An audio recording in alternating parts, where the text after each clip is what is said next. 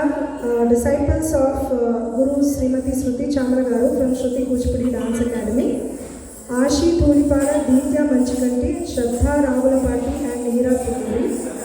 They are going to perform an Annamachari Kirtana, Satulala Chodare. This is a beautiful composition which emphasizes on Sri Krishna, the birth of Sri Krishna on the Sravana Bahula Ashtami.